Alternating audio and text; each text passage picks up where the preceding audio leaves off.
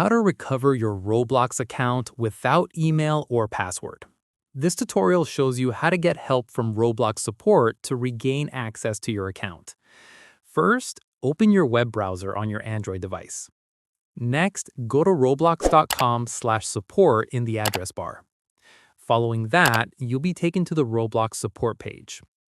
Now, scroll down and look for account recovery or I forgot my password. Moving forward, tap on the option that matches your situation. Afterwards, fill out the account recovery form with as much information as possible. In addition to that, provide details like your username, any previous email addresses, purchase history, or when you created the account. Once there, the more accurate information you provide, the better chance you have of recovering your account. Subsequently, submit your request by tapping Send or Submit. Moreover, Roblox support will review your case and respond via the contact method you provided. Afterwards, wait for an email response from Roblox, which may take several days.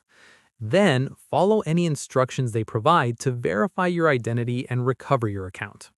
And that's it. If this Roblox recovery guide helped you understand the support process, give it a like, subscribe for more gaming account tutorials, and tap the bell icon for updates. See you in the next one.